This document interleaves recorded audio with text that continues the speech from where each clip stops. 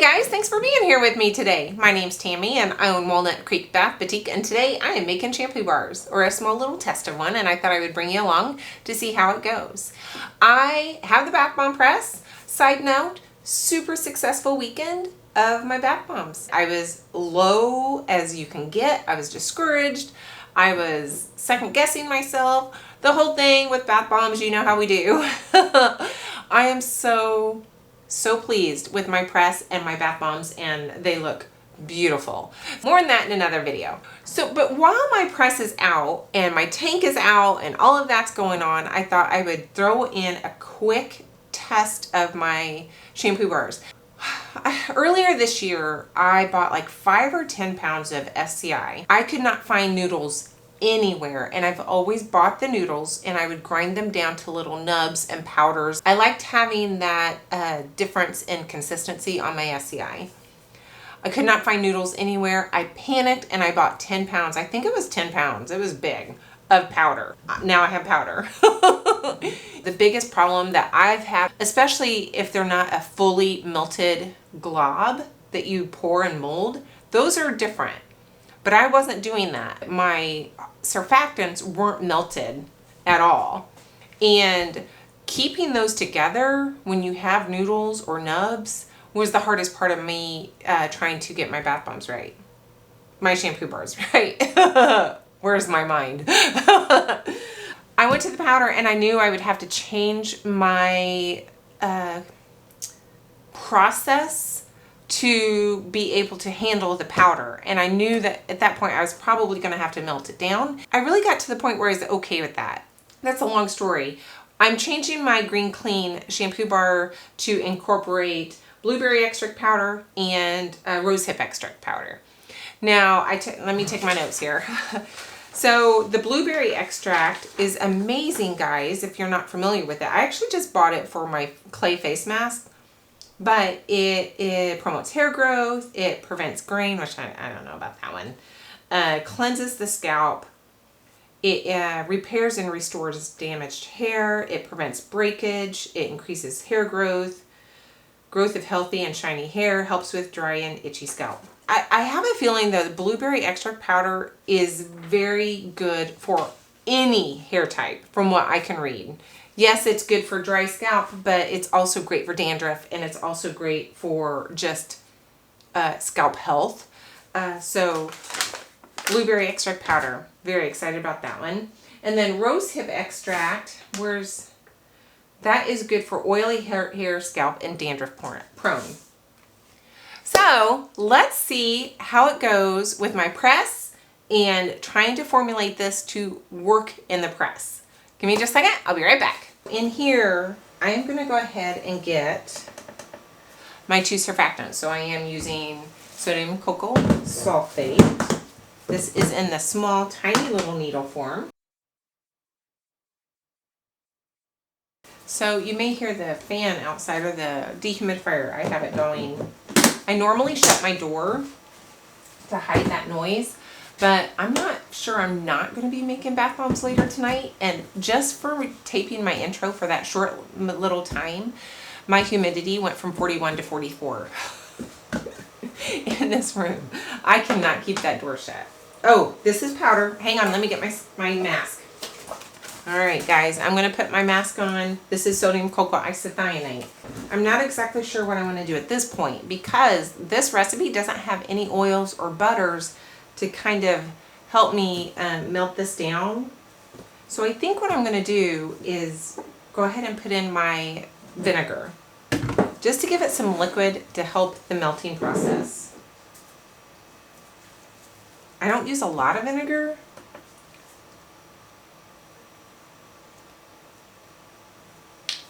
And I don't know if I'm going to have to add more because of the powder situation. I'm going to get this in the microwave and just see what happens. Maybe 30-second bursts. I'll be right back.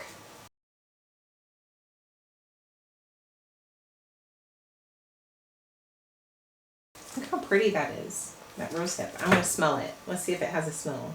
Nothing too obvious. That's going to take a minute. I'll be right back. That didn't really take very long, actually, maybe three or four. And it's not liquid. It is quite absorbed, and whew, still a little airborne there. All right, so I'm gonna go ahead and get my rest of my powders in here.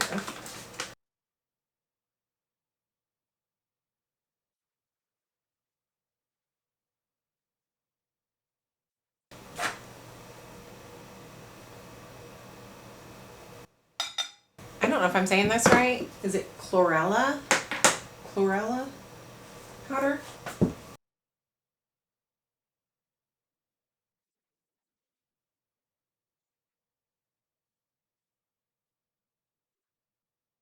So the chlorella powder gives it a kind of a lovely green hue. Right, the other two powders are tempering that just a little bit, which is fine. I mean, it's very hot. It's 174, so it's too hot for preservatives. It's too hot, but you know what? I don't think those change the pH, so let's see what the pH is. So that's 2 grams on my scale, and I have 18 grams of water in the microwave getting hot.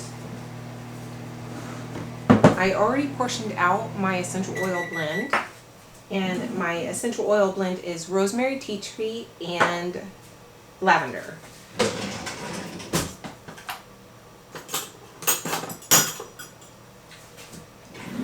And those are all chosen because of the formula, you know, the oily hair that I'm working on. All right, I'm going to just let that melt for a second. Try to get it as melted as possible. That's pretty well dissolved. Let's see how hot it is. It's 114. I'm not exactly sure if this in a hot solution is a good idea. So I'm just going to pour some in here. And I think just getting it out of that hot cup will cool it down pretty quickly. Not really, it's 114 still. I'm going to go ahead and try to get my essential oil blend in and worked in while that is cooling.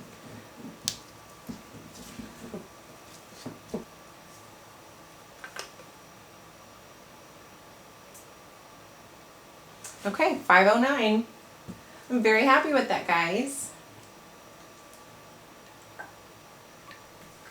I wasn't sure if the extracts would raise the pH or not. So that is a good thing. And I'll bring you back when it's time to put the preservative in, because I think this is going to take a while. Okay, so my mixture is finally under 120, and I've just been kind of playing with it a little bit and making sure that there's no hot pockets. But getting this little bit of preservative in all of this hard starting to set up. So I'm going to knead it. So basically, I'm going to get some of this out. And I'm going to do my best to get all of that out. And then I'm just going to knead this as best as I can.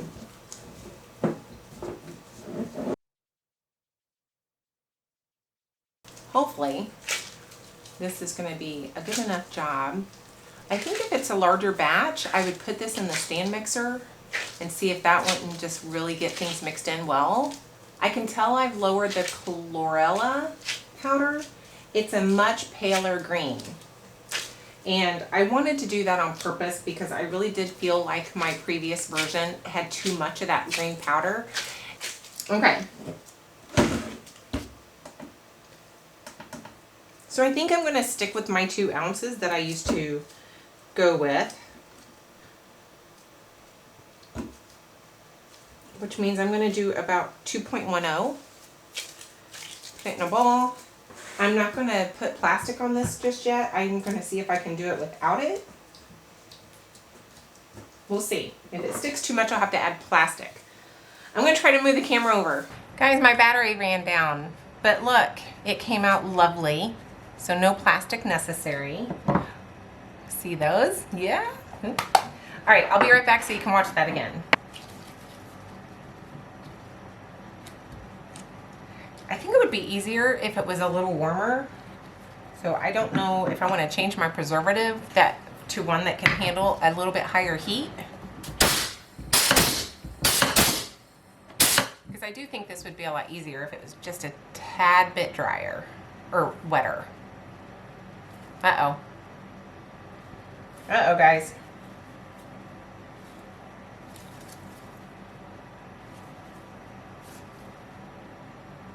It's stuck. Oh, it's stuck on that one. Let's see if I can get it off. I spoke too soon, didn't I? I'm gonna call that one good. I think once it has a little bit of a shampoo film on here, it's a little iffy.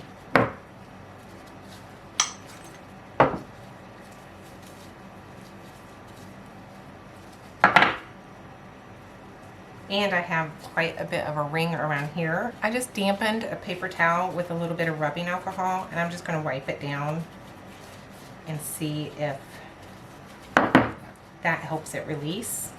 Be kind of a pain to have to do this every single time. Be hard to get into a flow, wouldn't it? So this is only 1.5 ounces, almost, not quite. So let's see what that looks like.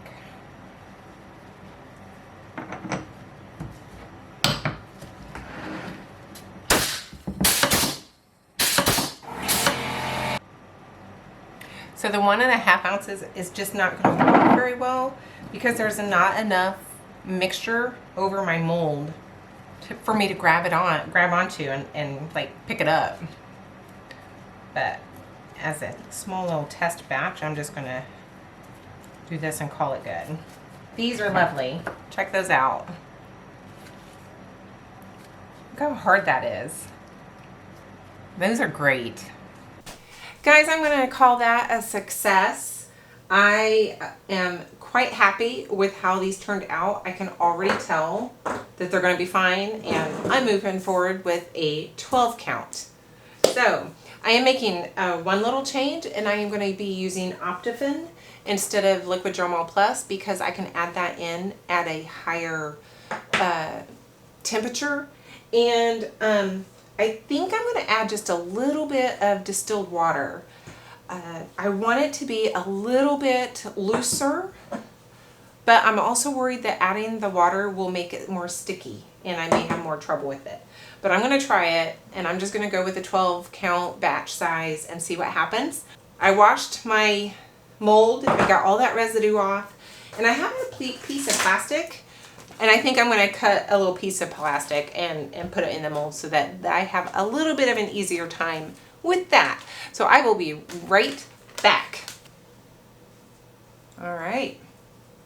Got my 2 surfactants in my new bowl here. Quite full. And I am going to go ahead and add, I think, just about 10 grams of water.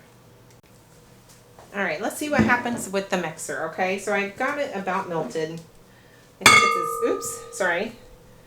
It's as melted as I'm gonna get it.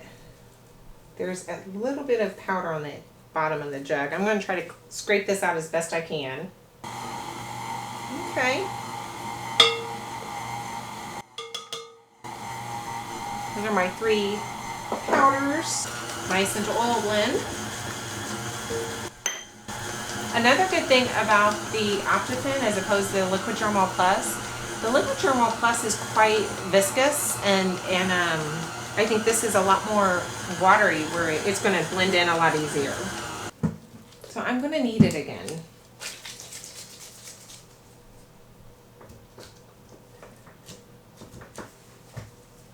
Little plastic heart cut out, and I'm also going to pre-roll. I don't know, I think this feels like a good idea. Oh, I need to get a tray.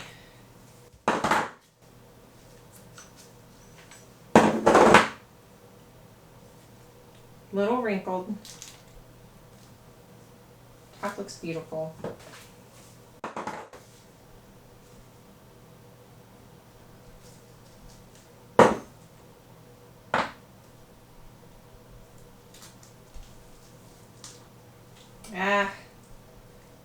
It's not very pretty on that one side, is it?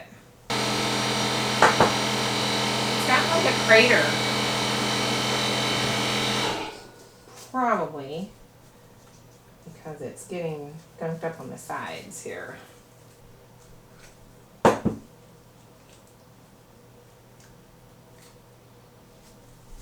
one's not too bad. It's a little cratery on the top where I'm trying to smash it.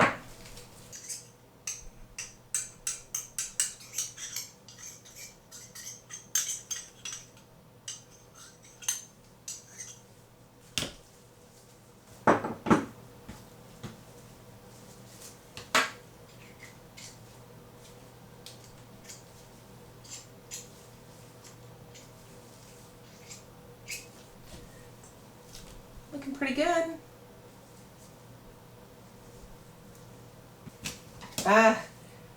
Having to clean this off after every go is kind of a pain in the butt. I put it in the microwave for 10 seconds. So it is much easier to handle. Much easier, I hope, to flatten out. It's a little harder to unmold. I thought it would be easier. Oh, it kind of came up a little bit.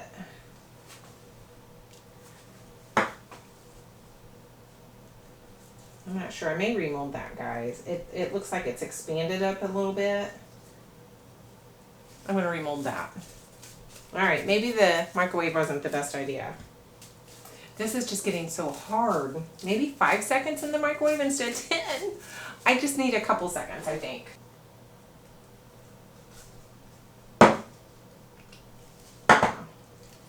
That was better. Much better. These first two that I made 30 minutes ago. They're already hard as rock, guys. Do you hear that? They are hard. That's how hard those are. That's crazy. That's crazy. Look at that. Keep these separate. That has different ingredients in it. Okay, well, what do you think? I'm, on one hand, super pleased with my shampoo bars. I mean, these things are crazy hard. They are hard, and this first batch was this hard within what? While I was taping, 30 minutes maybe, and they were that hard. Same thing with my second batch. Hard as a rock. It's probably been close to a week since I made these, and I need your guys' thoughts on this, because again, it's, for me and my shampoo bars, it's always been about consistency and getting a good bar that's going to hold together for the long haul and not break apart so easily. These suckers are not breaking apart. These are so hard. My problem now is, look at some of these. Like, this is a bad one. Look at that. It's really cratered on that one side. One side's perfectly smooth. And I think this is my other really bad one. But those are the two bad ones. The other ones, like this one, it just has a little bit of a wrinkledness vibe to it. Most of them are fairly smooth. So I don't know if I need to add more liquid or add less liquid. I don't know if I need to melt it completely down and get it much more fluid, and then possibly have to let it cool off and set up a little bit before I put it in the press. The biggest thing is, it was just gunking up that press so badly. The other thing I could do is actually try to wrap the press in plastic, or I could put cyclomethicone around the edges of the press to try to keep that clean. I just don't want to. I don't want to have to do the cyclomethicone. I don't want to have to do that on every single bar I press, or maybe every other bar if I'm lucky. I just don't want to do that. And I really don't want to try to wrap the inside of that sleeve with plastic either. I think that would probably be difficult to get a good press when there's too much plastic in the middle. So I'm just not sure which direction I need to go, you know, more liquid, less liquid, melt it more, melt it less. I'm not exactly sure how to fix that part of it, but that's awesome. That's awesome. I did not have the problem with the real gunky molding until I went to the bigger batch. So I don't know if it's just because I have a bigger batch and I'm doing it more often. My 2 to 3 bars testers, I did not have any problem with that. I tested 2 different batches prior to this little Green Clean batch, and I didn't have any problem with it sticking like that. Nothing like that. But again, there was only 2 or 3 bars being made and not 11. Guys, I'm glad you're here with me as I test out my new shampoo bars. I'll try to get this good and consistent and the right way of doing it, and I'll bring you another video maybe with however I can come up with making this easier and better.